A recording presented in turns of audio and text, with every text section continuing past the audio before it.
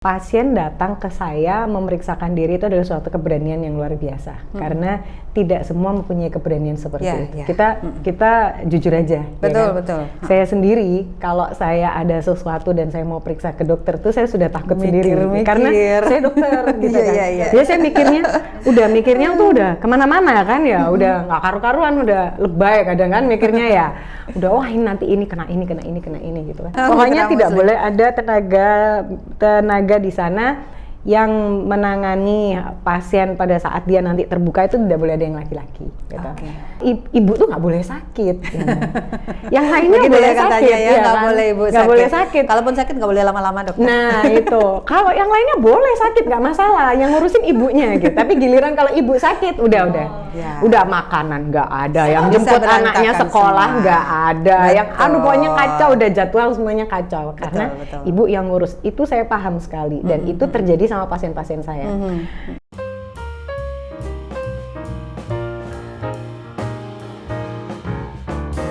Assalamualaikum warahmatullahi wabarakatuh. Ketemu lagi sama saya Fety Aisyah dalam podcast Inspirasi Suara Muslim TV. Apa kabar mitra muslim? Sehat kan?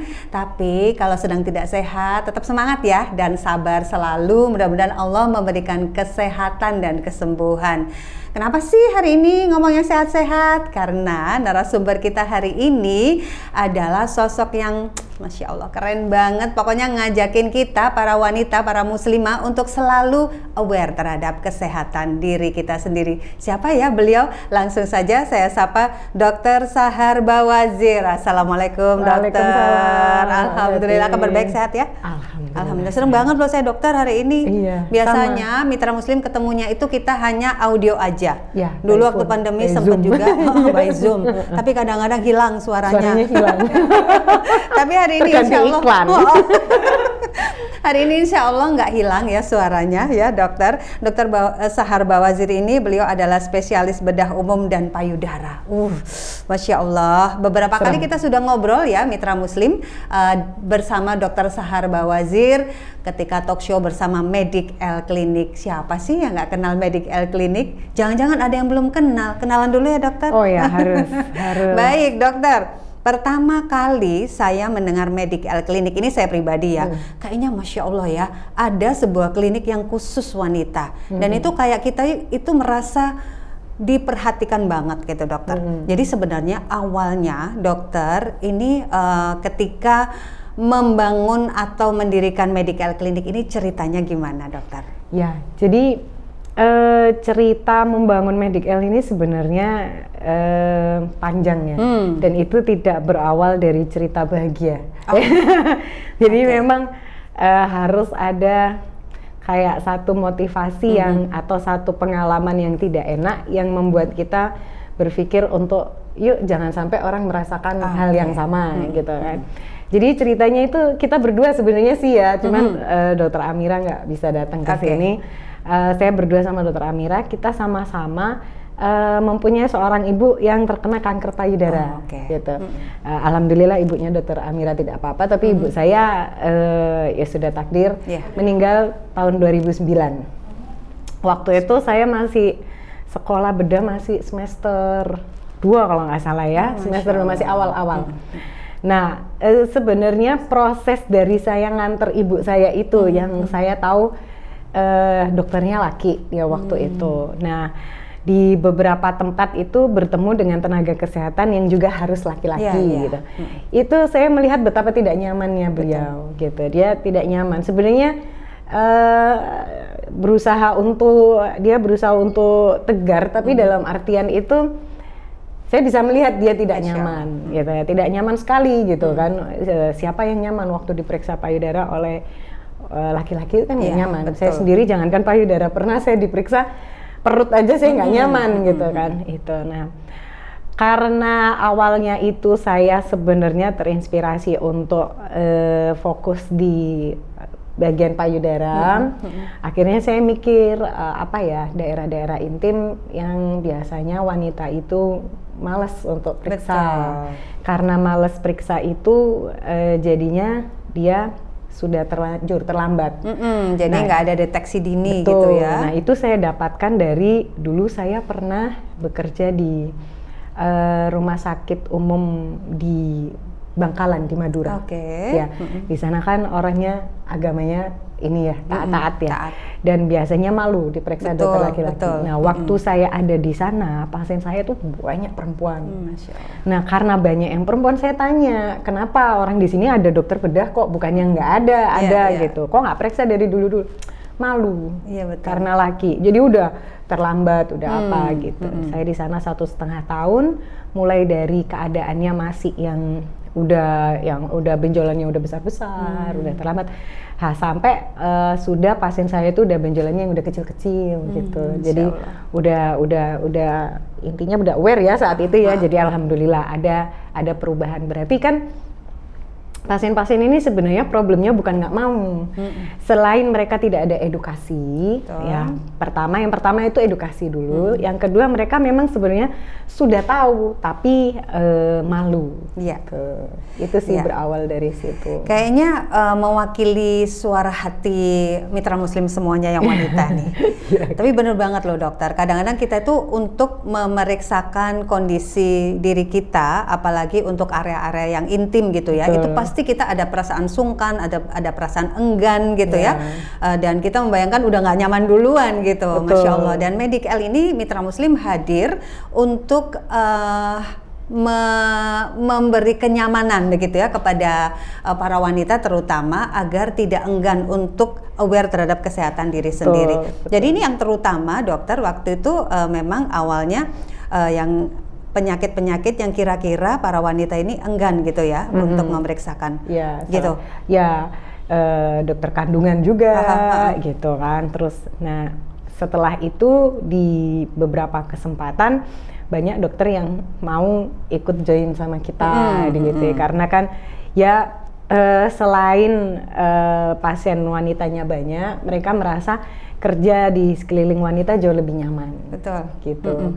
Yang saya rasakan juga seperti itu. Tuh. Ya. Sukanya di situ. Jadi semua tenaga medisnya itu wanita begitu ya. Kalau di iklannya kan begitu gitu. Pokoknya tidak boleh ada tenaga di sana yang menangani pasien pada saat dia nanti terbuka itu tidak boleh ada yang laki-laki. Gitu. Ya, memang ada yang laki-laki tapi dia di luar. Di luar ya. Di bagian luar. Masya Allah. Dokter, ini berarti awal berdirinya tahun berapa ya kemarin?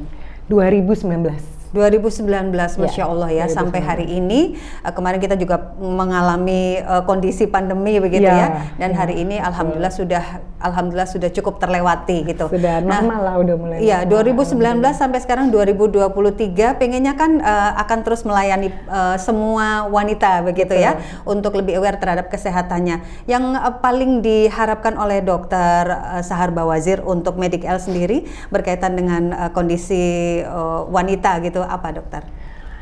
Sebenarnya ya kalau sekarang ini saya masih menekankan pada edukasi ya. Karena mau nggak mau merubah mindset itu adalah suatu hal yang paling berat, gitu kan.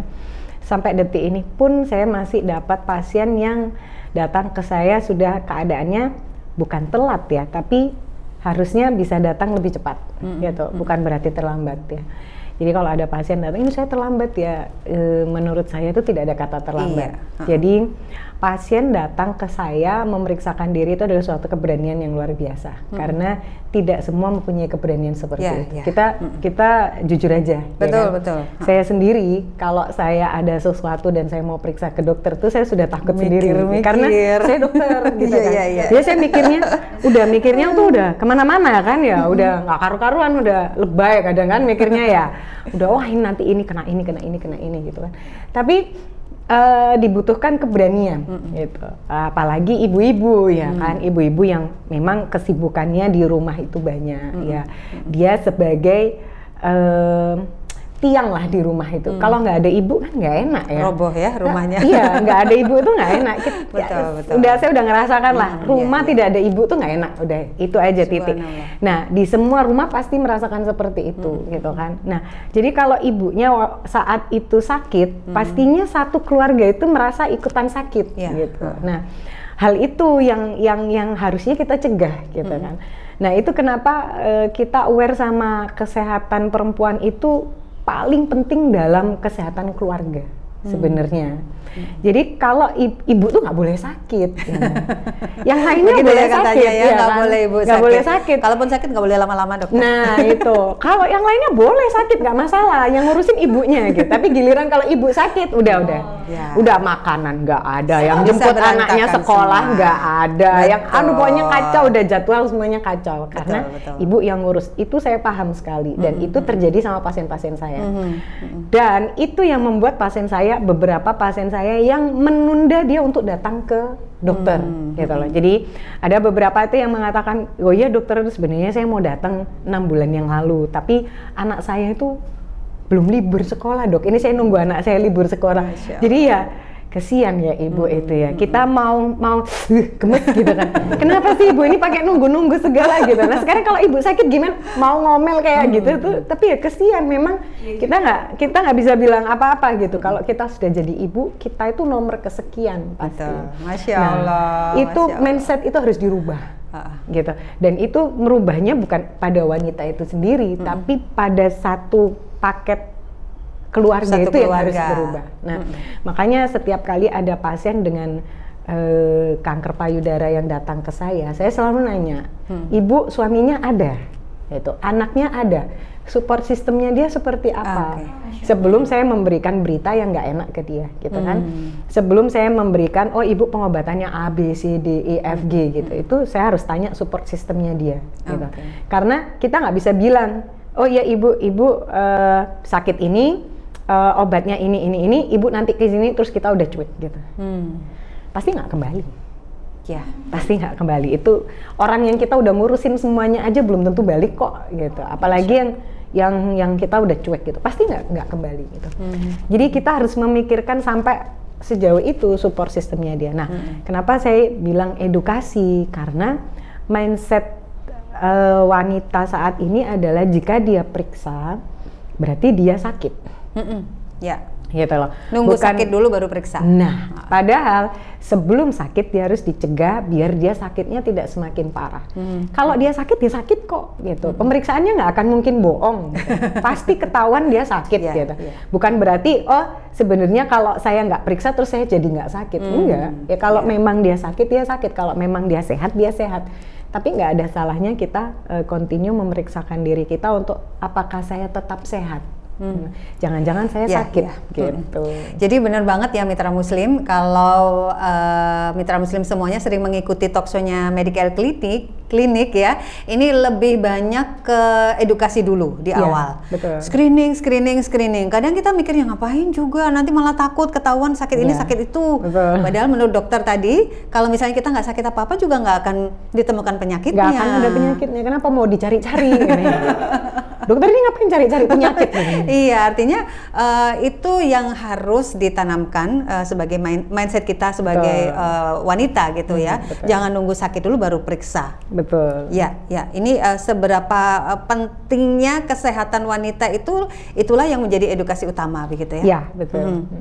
Jadi kalau di Medical Clinic sendiri, dokter, apa sih pelayanan-pelayanan yang paling diutamakan ya, terutama yang untuk para wanita ini? Jadi memang kalau kita ngelihat ke Medical Clinic itu banyak alat-alatnya itu lebih fokus ke payudara, ya. Karena kan saya fokusnya di situ. Ya, karena ada latar belakangnya tadi ya. Karena ada latar belakangnya tadi. Nah, tapi kita tidak menutup hanya di situ, gitu kan. Jadi ada di dokter kandungan juga gitu, ada dokter anak tuh sih sebenarnya karena banyak ibu-ibu yang bawa anaknya, sekalian aja lah periksa. Kebetulan teman saya juga ada dokter anak, yaudah yuk sekalian kita jalan ke sana. Sama awal-awal tuh dulu cuman saya berempat sama dokter anak itu, berempat itu saya, dokter kandungannya itu dokter Niken, terus dokter hemato-onko itu dokter yang menangani kanker untuk kemoterapi. Nah itu dokter Merlina, sama dokter EN, sama dokter anaknya waktu itu dokter Septri. Nah kita cuman berlima aja waktu itu sama dokter Masya umumnya Allah. gitu. Masya Allah. Terus lama-lama sekarang nambah lagi ada dokter gigi gitu kan, nambah lagi ada dokter rehab medik gitu. Nah sebenarnya seneng ya, kita kan keluarganya jadi bertambah lebar gitu ya. Cuman saya sebenarnya fokusnya di situ adalah untuk kesehatan pada payudara memang gitu, karena susah sekali. Edukasi itu menurut saya suatu hal yang paling susah. Dan kita harus sabar dan kita harus butuh proses panjang ya dokter. Ya, dan kita harus kayak oh ini nggak mempan, yaudah yang ini nggak mempan, yaudah yang ini. Dan masih banyak yang berpikir kalau edukasi itu tujuannya untuk saya jualan, jualan alat di klinik saya atau jualan saya sebagai dokter gitu. Sebenarnya enggak gitu. Saya tidak menyediakan alat itu karena alat itu sebenarnya tidak ada di tempat lain, makanya saya menyediakan. Karena kalau sama saya nggak akan menyediakan. Buat apa? Saya kirim aja keluar gitu loh. Betul. Kenapa saya harus susah-susah menyediakan alat itu? Gitu. Dan itu bukan suatu hal yang mudah ya. Benar banget. Wah itu kalau sudah kita ngurus suatu klinik itu, running suatu klinik itu bukan suatu hal yang mudah ya. Itu yang saya ingin tanya nanti ya.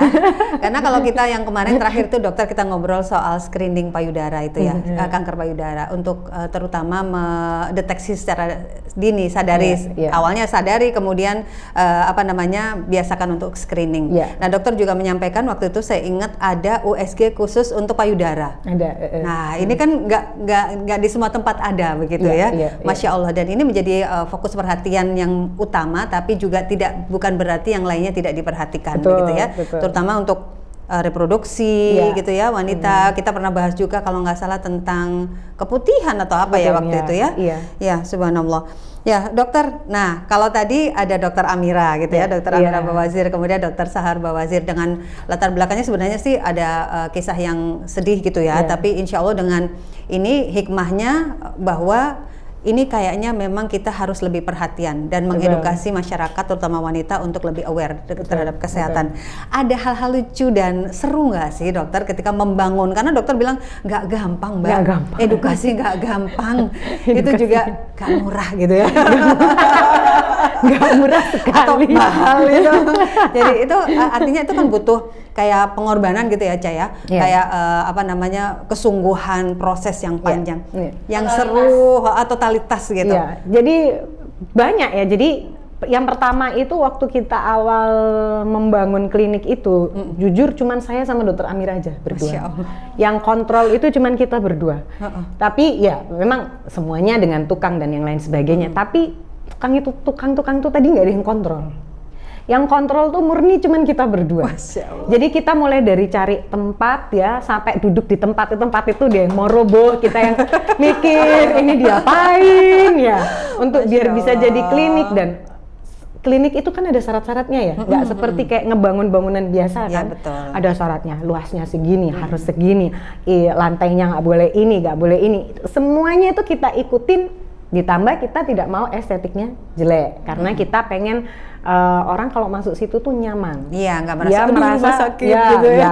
Itu yang pertama. Yang kedua, dia merasa dia dipentingkan di situ.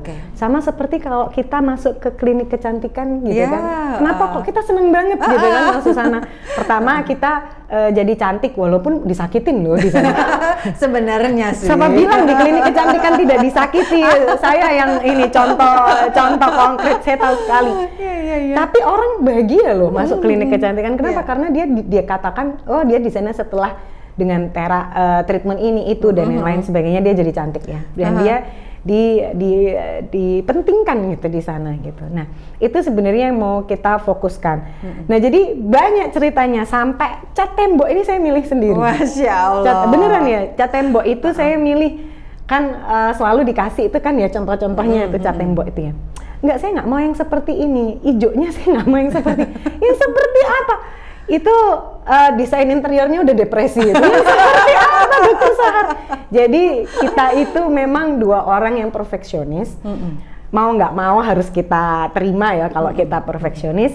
Dan bahkan jadi kayak ada jendela gitu ya. Kalau misalnya miring apa itu, kelihatan, nggak mau tuh saya miring. Katanya tukangnya, sudah saya cek pakai waterpass yang model apa Pak? Gitu. Itu masih miring Pak. Jadi udah kita setiap hari tuh adanya itu sampai kalau udah tukang itu kalau udah saya datang, bos besar datang. Padahal udah pusing orangnya imut. Iya, orang udah pusing gitu. Jadi kita semua konsep yang ada di dalam klinik itu kita semua sendiri. Masya Allah. Memang ada desain interior, kita ada desain interior untuk yang memberikan ide sama kita. Tapi sebagian besar semua konsep itu kita sendiri. Dan untuk pelayanan ya mau nggak mau, untuk kalau di luar bagian bedahnya ya itu bukan saya memang. Jadi kayak misalnya kandungan ya. Saya nanya sendiri sama dokter kandungannya butuh alat apa, settingan mejanya seperti apa, itu saya tanya sama beliaunya yang untuk pekerjaan beliau. Tapi untuk pekerjaan in general ya, jadi kayak misalnya polinya itu seperti apa gitu ya ruangannya dan alat apa aja yang harus disediakan di situ, itu saya sendiri. Masya gitu. Allah. Jadi sebenarnya dokter apa desain interior? Bukan. Itu pun saya lihat-lihat Pinterest. Kalau saya bocorin, saya lihat-lihat Pinterest.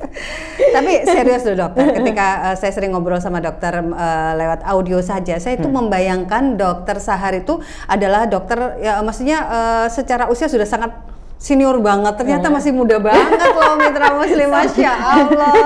Ini hanya tipuan kamera. Bayangan saya, sudah senior banget gitu. Enggak, ini tipuan kamera. Ini imut-imutnya tipuan kamera. Masya Allah. Tapi cita-citanya sangat besar ya dokter ya. Artinya harapannya juga besar. Oh besar sekali. Dan seberapa besar sih sebenarnya support dari keluarga? Dari tadi saya dengar ini teman saya loh, dokternya ini teman saya. Seberapa besar support dari mereka dan apa arti pentingnya itu buat dokter? Kalau dari keluarga dekat ya, alhamdulillah ya, mereka supportnya luar biasa ya. Karena toh saya nggak kerja di tempat yang tidak diperbolehkan ya. Pertama pekerjaan saya dokter, jadi dalam agama itu suatu pekerjaan yang bagus lah ya dan tidak dilarang gitu kan ya. Nah yang kedua saya berusaha untuk lingkungan saya semuanya wanita ya kan. Yang ketiga makanya banyak pasien yang sebenarnya protes, tapi setelah saya jelaskan mereka mengerti gitu. Saya tidak mau bekerja lewat dari jam 4 atau jam 5. Saya harus pulang gitu. Saya harus lagi berarti. Ya kalau ini kan di luar ekstra. Ini namanya kalau sekolah ekstrakurikuler. Nggak setiap hari. Ada alasan gitu. Karena sebenarnya itu saya disiplinkan untuk saya tidak selalu bekerja. Jadi saya harus punya waktu untuk diri saya sendiri, saya harus punya waktu untuk keluarga. Sabtu Minggu pun saya nggak mau bekerja karena pekerjaan saya bukan pekerjaan yang emergency. Jadi bisa saya tangani besok masih bisa gitu. Tapi kalau untuk pasien sendiri layanan sampai malam atau emergency ada ya? Sampai jam 9 malam ada. Klinik kan bukanya sampai jam 9 malam. Dan mereka continue kalau misalnya itu pasien saya nggak pernah saya lepas kok. Jadi tetap continue telepon dan yang lain. Kalaupun memang saya harus datang, saya akan datang. Gitu. Nah ini yang biasanya kalau ibu-ibu atau para wanita itu paling seneng kalau ada yang namanya promo-promo. Ada nggak sih promo-promo? Banyak. Tiap bulan kita ada. Apa? Banyak. Yang sekarang. Kita sekarang itu promo apa ya? Itu loh. Mamografi sama USG kan ya. Ada paket mamografi USG. Jadi ya sama lab. Tapi ya kalau kayak paket mamografi USG itu kadang tidak di waktu tertentu. Misalnya pasien saya gitu ya sudah datang kan itu paketnya biasanya mamografi USG sama konsultasi gitu kan. Dia datang ke saya konsultasi gitu, baru bisa USG sama mamonya besok, sudah jadiin satu aja. Loh kayak gitu loh Mitra Muslim. Gitu, jadiin satu aja. Udah gitu kadang-kadang sudah saya jadiin satu aja. Kecuali jaraknya itu nggak besoknya masih berapa hari lagi karena saya nggak bisa dokter. Ya nggak bisa. Jadi dimarahin. pasien kayak ada manajemen yang marah sama saya. Ini klinik gimana sih? Ada yang marah Iya, gitu. tapi manajemennya tetap ini ada kekeluargaan juga ya Iya. untuk pasien ya. Iya, Masya Allah, Masya Allah. Lebih baik sampai banyak pasien langsung aja ngomongnya sama dokter Sahar aja langsung. Biasanya dapat kalau sama dokter Sahar. Masya Allah. Ya, seseru itu ya Mitra Iya. Muslim ya. Artinya kita memang harus terus kasih edukasi untuk diri kita sendiri bahwa kita ini sangat berharga, wanita itu sangat berharga dan harus menghargai kesehatan diri kita sendiri. Betul. Jangan tunggu sakit, langsung aja ke Medical Clinic.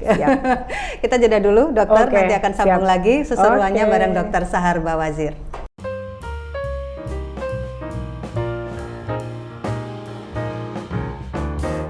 Ya, kembali lagi dalam podcast Inspirasi bersama Suara Muslim TV. Dan kita masih bareng Dokter Sahar Bawazir. Masya Allah ya, seru banget ketika tadi kita mendengar beliau bercerita ya, menginformasikan kepada kita tentang bagaimana Medical Clinic ini hadir untuk para wanita. Masya Allah. Dokter, yang kali ini kita mau seru-seruan aja sih sebenarnya. Oke. Mencurigakan ya? Enggak. Tetap seru tapi tetap ada maknanya. Oke, gitu siap. ya. Oke. Nah, ini cuman ada 2 pertanyaan Ya. buat dokter ya. Dokter Sahar Bawazir, Ya. apa atau sebutkan 5 kata penting untuk perempuan? 5 kata penting untuk perempuan. Jaga diri. Itu 2 kata. Oh, 2 kata. Apa ya? Boleh ini negosiasi. Boleh negosiasi. Apa ya kata penting? Kata penting. Kalau saya ya, yang terpenting untuk saya itu adalah kesehatan. Sehat. Terus sehat, disayangi, memberikan. memberi. Jadi give ya, Heeh. memberikan, berguna. Masya Allah. Dan apa namanya, saya selalu bilang jangan sampai hidup saya tidak memberikan manfaat buat orang lain. Jadi Masya manfaatlah yang Allah. terakhir, bermanfaat. Bermanfaat ya. Jadi ini bermanfaat. sehat, kemudian sayang, memberi, bermanfaat gitu ya. Iya. Kemudian apalagi ya tadi ya satu Tadi ya. apa tadi Pokoknya itu? yang baik-baik Iya, aja. yang baik-baik aja. Baik. Nah, ini satu lagi dokter. Oke. 5 kata penting untuk mitra muslim dan Medical Clinic untuk melindungi diri dan perempuan tersayangnya. Periksa. Periksa sampai 5 kali periksa. Karena periksa tuh ada banyak. Jadi periksa loh mitra muslim ya, periksa ya, karena jangan menunggu sakit untuk mengetahui kondisi tubuh kita. Karena wanita tuh katanya memang penyakitnya macam-macam ya dokter. Macam-macam gitu. Dan yang membuat sedih itu adalah pada saat ibu itu sakit, sebenarnya silent victimnya itu adalah keluarga. Gitu. Itu silent victim banget gitu. Mereka tidak mau di depan ibunya mereka bersedih, tapi dalam hati mereka kehilangan.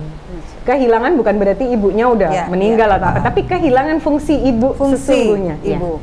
Jadi Itu yang paling makanya utama. itu ibu tuh nggak boleh sakit. Itu bener sekali itu. Ibu nggak boleh sakit. Jadi harus Ya. tetap strong lah. Ya untuk strong gimana caranya ya? Periksa. itu tadi. 5 katanya periksa semua. Masya Allah dokter, terima kasih banyak. Sama-sama, di saya juga tengah terima kesibukannya kasih. yang luar biasa berkenan hadir untuk di podcast Terima Suara kasih, saya yang Muslim. seneng diundang ke sini. Iya, saya Kaget juga kemarin seneng. dikasih tahu, oh ya podcast, Ayo. Nanti ide lagi ya, ajak dokter Amira ya. Oke, siap. Oh dia lebih lucu lagi ceritanya. gitu. Banyak ceritanya. Baik, ini mudah-mudahan lagi didengerin nanti ya sama dokter Amira juga. Iya, Baik, sehat selalu dokter, selalu Terima kasih, sehat terus selalu, menebar Mbak kebaikan dan Amin, kebermanfaatan amin, untuk insya Allah. terutama para wanita. Amin. Sukses untuk insya Medical Allah. juga. Sukses buat Assalamualaikum Suara warahmatullahi Muslim. wabarakatuh. Waalaikumsalam warahmatullahi wabarakatuh. Masya Allah seru ya mitra muslim ya kalau kita dari awal berbuat sesuatu itu untuk kebaikan, kemudian diniatkan juga untuk kebermanfaatan. Seperti Medical Clinic mitra muslim, langsung saja ya datang di Raya Gubeng dan Anda nanti akan mendapatkan pelayanan terbaik dari Medical Clinic. Terima kasih. Saya Feti Aisyah pamit undur diri. Subhanakallahumma wa bihamdika nasyhadu alla ilaha illa anta nastaghfiruka wa natubu ilaik. Assalamualaikum warahmatullahi wabarakatuh.